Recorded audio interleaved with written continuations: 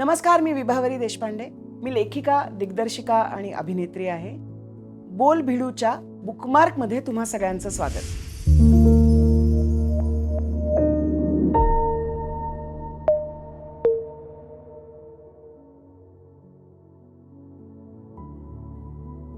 पुस्तकं असं म्हटलं की माझ्या खूप कळव्या तारा छेडल्या जातात. याचं कारण असं की माझा जन्म एका पुस्तक विक्रेत्या घरात झाला. म्हणजे माझे आजोबा विठ्ठलराव दीक्षित यांनी पुण्याचं डेक्कन जिमखान्यावरचं द इंटरनॅशनल बुक सर्व्हिस हे पुस्तकाचं दुकान सुरू केलं होतं जवळजवळ 85 वर्षापूर्वी. आणि माझ्या वडिलांनी 60 वर्ष ते पुस्तकाचं दुकान चालवलं. त्यामुळे लहानपणी बागेत आपण जसे खेळायला जातात लहान मुलं, तशी मी पुस्तकाच्या दुकानात खेळायला जायचे. आणि पुस्तकांच्या भवताली पुस्तकं असताना पुस्तकांमध्येच मी लहानाची मोठी झाले. माझी आई ही स्वतः उत्कृष्ट लेखिका होती. ती मराठी साहित्याची PhD होती, ती समीक्षिका होती. त्यामुळे अतिशय लहानपणापासून तिने मला अतिशय उत्तम वाचायची सवय लावली. म्हणजे अगदी लहान असता तर मी अगदी पुस्तकी किडा अशी होते. तेव्हा टेलिव्हिजन पण नव्हता, म्हणजे असला तरी दिवसातले 2-3 तासच TV बघायला मिळायचा. त्यामुळे सतत हातात पुस्तक असायचं माझ्या. आणि उत्तम वाचायला सुरुवात केली मी लहानपणी. उत्कृष्ट बालसाहित्य वाचलं. अर्थातच एका वयात पु ल देशपांडे हे आपल्या सगळ्यांचं दैवत असतं, तसं माझंही आजही आहे. त्यांचं वाचत मोठी झाले. एक काळ असा आला जेव्हा G.A. कुलकर्णी आयुष्यात आले. G.A. कुलकर्णींनी अगदी भारावून टाकलं. श्रीना पेंडसे वाचनात आले. आता त्यांची म्हणजे प्रत्येक पुस्तकाविषयी बोलायला गेलं तर अवघड आहे, पण त्यांची शैली, या सगळ्यांचीच एक प्रतिभा, शैली, लिहिण्याची पद्धत, या सगळ्यांनीच माझ्या मनावर गारुड केलं. आणि 8वी-9वीत असताना मला असं वाटतं भालचंद्र नेमाड्यांचं कोसला बिडार जरीला वाचनात आलं. आणि त्यांनी एक दृष्टी तुमची सगळीकडे, जगाकडे बघण्याची, स्वतःकडे बघण्याची एक दृष्टी बदलते. तसं झालं. भारावून गेले होते, झपाटल्यासारखे झाले होते. मध्ये काही वर्षांपूर्वी हिंदू जेव्हा परत वाचलं भालचंद्र नेमाड्यांचं, तेव्हा परत तो एक झटका मिळाला खूप चांगल्या अर्थाने. 8वी-9वी मी मराठी शाळेत शिकले, कारण मातृभाषेतून शिक्षण मी घ्यावं असा माझ्या आईचा आग्रह होता. आणि त्याबद्दल मी तिची खरोखर ऋणी आहे. त्यामुळे कारण उत्तम मराठी वाचता येते, लिहिता येते, बोलता तरी येतेच. आणि मराठी वाचती झाले आणि त्यांनी खूप मला समृद्ध केलं त्या मराठी वाचनाने. एक काळ असा आला की आता इंग्रजी पण वाचावं असं वाटायला लागलं, कारण कुठेतरी मनात असं होतं की आपल्याला मराठी तर चांगली येते, पण आपल्याला इंग्लिश पण चांगलं बोलता आलं पाहिजे. आणि तुम्हाला कुठली भाषा चांगली बोलायची असेल तर तुम्हाला त्याचं व्याकरण शिकायला लागतंय, खरंच आहे, पण त्याबरोबर तुमची शब्दसंपदा, व्होकॅब्युलरी बिल्ड होणं आवश्यक असतं. त्यामुळे आणि व्होकॅब्युलरी बिल्ड करण्याचं उत्तम साधन म्हणजे तुम्ही जितकं चांगलं वाचाल तितकं ती जास्तीत जास्त समृद्ध होत जाते. त्यामुळे अगदी सुरुवातीला रिचर्ड बाकची पुस्तकं, सगळ्यांच्या आयुष्यात एकदा रिचर्ड बाक येतो, तसं जॉनथन लिव्हिंग्टन स्टीगल आयुष्यात आला आणि त्यांनी एक अरे वा, हे काहीतरी वेगळंच आहे असं झालं. फार अगदी नकळत्या भावड्या वयामध्ये मी एन रँड सुद्धा वाचली. Fountainhead, we the living ही त्यांची पुस्तकं. तेव्हा खरं तर फार त्यातलं काही कळत नव्हतं, पण एक तुम्ही रोज जो विचार करता, तुम्ही आजूबाजूला जे बघता, तुम्ही जे ऐकता किंवा तुम्ही जे जगता, त्याला संपूर्णपणे छेद देणारं एक विश्व, त्याला छेद देणारा एक विचार तुमच्या समोर येण्यासाठी ही पुस्तकं खूप महत्त्वाची असतात. एरिक सेगल त्या काळामध्ये पुष्कळ वाचला, त्या अर्थाने ते इझी रिडिंग वाटलं थोडंसं, त्यामुळे ते वाचत गेले. आणि त्याच सुमारास नाटकातली माझी धडपड म्हणा किंवा नाटकाशी माझं एक्सपोजर झालं होतं त्याच काळात. त्यामुळे अर्थातच ओघानीच विजय तेंडुलकर, महेश एलकुंचवार, सतीश आळेकर हे ज्येष्ठ नाटककार आणि त्यांचं अद्भुत काम वाचनात आलं. आणि तेंडुलकर वाचले, एलकुंचवार वाचले, आळेकर वाचले. आणि त्यांनी तर एक म्हणजे काहीतरी वेगळीच दृष्टी या लेखकांनी दिली. आजही ते देत आहेत. त्याचबरोबर कविता मी खूप पहिल्यापासून वाचत होते, कारण माझी आई मराठी कवितेची PhD होती. त्यामुळे कुसुमाग्रज असतील, आरती प्रभू असतील, मर्ढेकर असतील, अगदी मंगेश पाळगावकर, वसंत बापट, इंदिरा संत ह्या सगळ्या कवींच्या कविता मी अगदी ओघाने सहज वाचत गेले आणि त्यामुळे कविता या एका फॉर्मशी पण मैत्री झाली, त्याच्याविषयी पण एक ओढ निर्माण झाली. विविध बायोग्राफीज, ऑटोबायोग्राफीज मी वाचलेल्या आहेत ज्या मला खूप त्या प्रेरणादायी वाटतात. अगदी आमिर खानची मध्ये मी बायोग्राफी वाचली, ती मला फार खूप प्रामाणिकपणे आणि खूप मनापासून लिहिली आहे असं वाटलं. त्यानंतर नसीरुद्दीन शाह यांची ऑटोबायोग्राफी त्यांनी स्वतः ऑटोबायोग्राफी आहे, म्हणजे त्यांनीच लिहिलेली आहे. ती पण एक अत्यंत कुठलीही कशाचीही तमा न बाळगता स्वतःविषयी अत्यंत क्रिटिकल होऊन त्यांनी ती लिहिलेली आहे. कलाकारांचा हा प्रवास आणि त्यांचा स्वतःकडे आणि जगाकडे पाहण्याचा दृष्टिकोन तुम्हाला खूप काही वेगळं देऊन जातो. ते मला खूप महत्त्वाचं वाटलं. गेल्या काही वर्षात नव्याने माझ्या वाचनात किंवा मला आवडलेले काही लेखक म्हणजे हारुकी मुराकामी या जपानी लेखक मला खूपच आवडतात. त्यांचं अनेक पुस्तकं त्यांची मला आवडतात, पण हे IQ84 हे त्यांचं खूप प्रसिद्ध पुस्तक आहे, ते मला खूप आवडलं. कारण ते एका मेटाफिजिक्स पॅरलल जगाविषयी ते बोलतात. बघायला गेलं तर एक सायन्स फिक्शनसारखं ते वाटतं, पण ते अत्यंत स्पिरिच्युअल पातळीवर तुम्हाला नेऊन सोडतं. आणि परत मी म्हणते तसं तुमचा एकच विचार जो आपण किंवा आपल्या विचाराचा एक पॅटर्न असतो, तो पॅटर्न ब्रेक करणारं काही बघायला किंवा वाचायला मिळालं तर मला ते खूप जवळचं वाटतं. कधी कधी ते त्रासदायकही असतं, पण ते आवश्यक असतं असं मला वाटतं, ज्याने तुमची दृष्टी बदलते आणि विस्तारते असं म्हणायला हरकत नाही. त्यामुळे मुराकामीनी त्या पद्धतीचं एक गारुड बराच काळ माझ्या मनावर केलं होतं. त्याच्यानंतर ओरान पामुक हे जे टर्किश रायटर आहेत, खूप मोठे रायटर आहेत, त्यांची पुस्तकं मी काही वाचली. एक म्युझियम ऑफ इनोसन्स नावाचं त्यांचं प्रसिद्ध पुस्तक आहे, किंवा स्नो नावाचं त्यांचं एक पुस्तक आहे, ज्याच्यामध्ये टर्कीची आत्ताची गेल्या काही वर्षातली स्थिती आणि फंडामेंटलिझमकडे परत जाणारा टर्की ह्याविषयी ते बघायला गेलं तर त्या अर्थाने पॉलिटिकल लिखाण नाही आहे. ते खूप स्वतःच्या आत त्या व्यक्तिरेखांच्या आतला प्रवास सांगणारं, त्यांच्या भावविश्वात काय घडतंय ते सांगणारं लिखाण आहे. त्या अर्थाने इंट्रोवर्टेड रायटिंग आहे, पण अत्यंत अपरिहार्यपणे आणि सहजपणे ते लिखाण त्या सोशो पॉलिटिकल एकूण सामाजिक आणि राजकीय सत्याविषयी, दाहक सत्याविषयी खूप मोकळेपणाने आणि थेट बोलतं.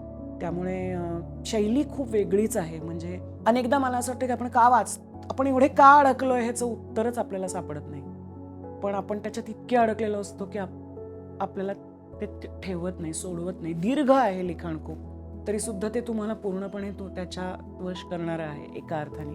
कारण ते परत मी म्हटलं तसं एक वेगळा दृष्टिकोन आपल्याला देऊन जातं. आणि म्हणून मला वाटतं की विविध देशातल्या लेखकांचं जेवढं आपण वाचू तेवढं आपल्याला खूप एक व्यापक दृष्टी आपल्याला मिळू शकते.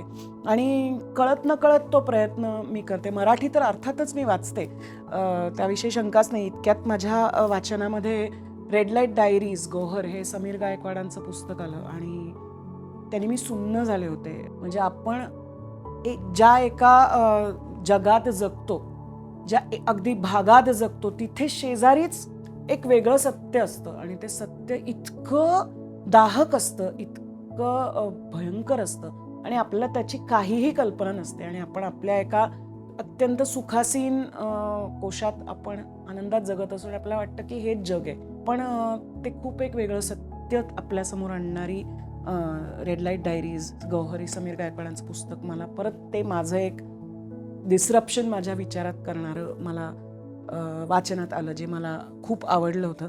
रावी पार हे गुलजारांचं एक माझं अत्यंत आवडतं पुस्तक आहे. अनेकांनी वाचलं असेल, अर्थात ते भाषांतरित आहे, त्यामुळे मराठीही मी वाचत असते. नुकतंच माझ्या वाचनात विन्सेंट वाईन आणि मोक्ष हे खूप सुंदर पुस्तक आलं. देवेंद्र भागवत यांनी ते पुस्तक लिहायला सुरुवात केली होती आणि ते कोविडमध्ये अचानक त्यांचा मृत्यू झाला आणि त्यांची पत्नी दीप्ती देवेंद्र हिनी ती कादंबरी पूर्ण केली आहे. आणि ती कादंबरी एकाच वेळेला फिक्शन आणि खरं त्यांचं आयुष्य आणि त्यांचं नातं, त्यांची कला, त्यांनी एकत्रितपणे निर्माण केलेलं काम, दोघेही आर्टिस्ट आहेत, त्याविषयी इतकी तरल आणि इतकी सुंदर पद्धतीने बोलत राहते. त्यामुळे मला निश्चित असं वाटतं की आज कंटेम्पररी मराठी लिखाण काय होतं आहे, तर हे पुस्तक जरूर वाचा. गणेश मतकरींचं तडा हे पुस्तक मी इतक्यात कथासंग्रह वाचला. तोही फार वेगळ्या पद्धतीचं ते लेखन आहे. तेही मला असं वाटतं आपण सगळ्यांनी वाचायला हवं. मी म्हटलं तसं आणखीन एक पुस्तक मला खूप आवडलं होतं, ते म्हणजे सुभाष अवचटांचं स्टुडिओ. हे पुस्तक मी नक्की रेकमेंड करीन. ह्याचं कारण असं की आपल्याकडे कला खूप, म्हणजे एखादा लेखक असतो, एखादा नट असतो, एखादा आर्टिस्ट असतो, पण फार कमी वेळा लेखक, दिग्दर्शक व्हिज्युअल आर्ट्सकडे त्या एका डोळसपणे बघतात, म्हणजे पेंटिंगकडे.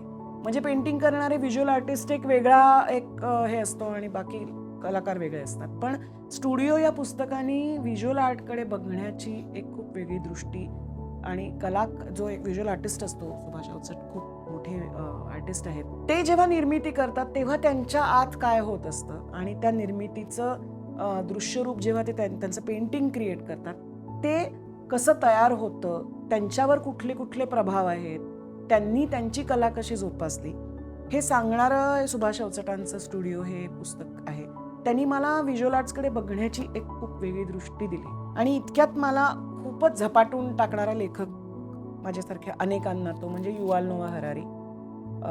हे एक इस्रायली अँथ्रोपॉलॉजिस्ट आहेत, मानववंशशास्त्रज्ञ, आणि त्यांनी माणसाच्या संपूर्ण उत्क्रांतीकडे खूप एका वेगळ्या दृष्टीने पाहिलं आहे. म्हणजे नुसतं असा माकडाचा माणूस कसा झाला, मग तो कसा हंटर गॅदरर होता, या वर्णनाच्या पलीकडे जाऊन आज आपण जिथे आहोत आणि आपण आज मानव वंश म्हणून जिथे आहोत तिथे आपण कसे आलो, या प्रवासातल्या वेगवेगळ्या टप्प्यांचा आपल्या या आजच्या असण्यावर काय परिणाम झाला, याचा एक खूप वेगळा दृष्टिकोन त्यांनी सेपियन्स या पुस्तकात दिला आहे. त्याच्यानंतर ती 3 पुस्तकांची सिरीज आहे. दुसरं पुस्तक होमो डिओस नावाचं त्यांचं आहे आणि तिसरं पुस्तक त्यांचं 21 lessons for the 21st century नावाचं आहे. म्हणजे मानववंशाचा इतिहास, वर्तमान आणि पुढे आपण जसे जाणार आहोत तर आपलं काय होणार आहे, आणि या AI आणि या तंत्रज्ञानाच्या या सगळ्या जगामध्ये आपल्याला जर तगायचं असेल, आपल्याला जर वाढायचं असेल तर आपण काय करू शकतो, याविषयी त्यांनी खूपच सुंदर आणि अत्यंत साधेपणाने पुस्तकं लिहिली आहेत. युवाल नोआ हरारी जरूर वाचावा. या सगळ्या प्रवासात भावनिक दृष्ट्या माझ्यामध्ये खूप काही घडवून आणलं. ती महत्त्वाची पुस्तकं म्हणजे प्रकाश नारायण संत यांची लंपन, शारदा संगीत, पंखा, झुंबर. म्हणजे खूप वेगळ्या पद्धतीने माझ्या बालपणात माझ्यातले सगळ्यात हळुवार जे कोपरे आपल्या मनातले असतात, विचारातले असतात, त्याला स्पर्श करणारं प्रकाश नारायण संतांचं हे लिखाण होतं. आणि मी झपाटून गेले होते प्रकाश संतांच्या या लिखाणामुळे. तुम्ही मराठी वाचत असा नसा, वाचक असा नसा, या सगळ्याच्या पलीकडे जाऊन प्रकाश नारायण संतांची पुस्तकं तुम्ही जरूर वाचा, कारण तुम्ही ती वाचली नाहीत तर एका खूपच सुंदर हृदय अनुभवाला तुम्ही मुकाल. त्यामुळे हायली रेकमेंडेड पुस्तकं असं कोणी विचारलं की प्रकाश नारायण संतांची पुस्तकं मी खूप लोकांना ती भेटही देते.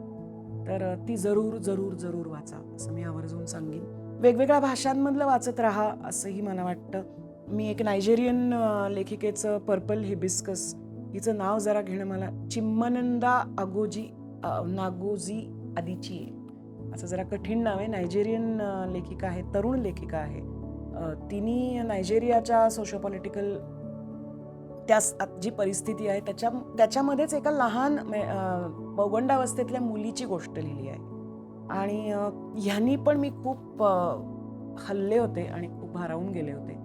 आणि मला आत्ता मी अशा ह्याच्यामध्ये की मला खरोखर वेगवेगळ्या भाषांमधल्या, वेगवेगळ्या देशांमधल्या लेखकांची पुस्तकं वाचायची आहेत. सध्या मी जपानी लेखकांची पुस्तकं खूप वाचते आहे, कारण एक वेगळ्या प्रकारचा शांतपणा या पुस्तकांमध्ये मला जाणवतो.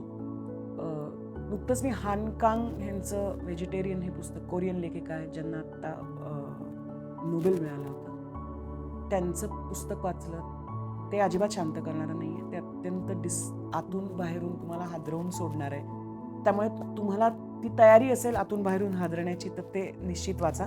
पण ही काही जपानी पुस्तकं, यातोशी यागिसावा यांचं डेज ॲट द मोरिसाकी बुकशॉप या सिरीजमधली 3 पुस्तकं आहेत. मी पहिलं वाचते आहे, ते मला खूप आवडले. खूप एक आतून, आपण इतक्या एका केओटिक जगात सध्या जगतोय, एका दिवसात आपण इतक्या गोष्टींच्या मागे धावत असतो. अनेक गोष्टी इंटरनेटवर, सोशल मीडियामधनं, फोनमधनं आजूबाजूने आपल्या मनावर आणि आपल्या भावनांवर एक सतत आक्रमण करत असतात आणि एक नॉईज असतो खूप, ज्यांनी आपण खूप थकलेलो असतो. तर हे पुस्तक वाचताना, या प्रकारची पुस्तकं असताना, ते तुम्हाला आतून आतून आतून शांत करत जातं. तसंच सुबाकी स्टेशनर्स नावाचं एक जपानी पुस्तक मी वाचलं, ज्याचे लेखक म्हणजे त्यांनी त्याचं भाषांतर केलं असतं. मयुरेश कुलकर्णी यांनी भाषांतर केलं. अतिशय सुंदर पुस्तक आहे, तेही मी रेकमेंड करीन. मला पुस्तकांची रेकमेंडेशन्स विचारायची म्हणजे साधारण खूप वेळ ठेवून एकत्र आपल्याला बसायला लागेल, इतकं मला प्रेम आहे पुस्तकांविषयी, वाचनाविषयी. ते एका छोट्या वेळात कन्साइज करून सांगणं हे माझ्यासाठी जरा चॅलेंजिंग आहे. पण तरी मी माझ्याकडनं हा प्रयत्न केला आहे की लहानपणापासून माझ्या कुठलं अजून एक पुस्तक म्हणजे नाझी भस्मासुराचा उदय असतं, हे मी वाचलं होतं शाळेत असताना. हिटलर विषयी हे पुस्तक आहे. त्या पुस्तकाने पण मला झपाटून टाकलं होतं. काय सांगू, किती सांगू असं मला होतं आहे, पण मला कल्पना आहे की वेळेची मर्यादा आहे. पण मला असं खरंच वाटतं की बाकी इतर माध्यमं येतील, वेब येईल, व्हर्टिकल सिरीज येतील, इंस्टाग्राम येईल, आणि ते आपण मोकळ्या मनाने आणि ते ओपन आर्म्स स्वीकारलं पाहिजे, ह्याच्यात काहीच शंका नाही आहे, कारण तुम्ही काळाच्या मागे राहू शकत नाही. पण वाचन ही अशी गोष्ट आहे जी आयुष्यभर तो अनुभव तुमच्याबरोबर राहतो. वाचणारा माणूस कधीही एकटा नसतो. त्यामुळे वाचाल तर वाचाल, हे मी स्वतःच्या अनुभवावरनं सांगते आहे. त्याशिवाय तुम्ही कलाकार असाल, म्हणजे तुम्ही कोणी असाल, पण विशेषतः तुम्ही कलाकार असाल तर तुम्हाला दृष्टी मिळत नाही.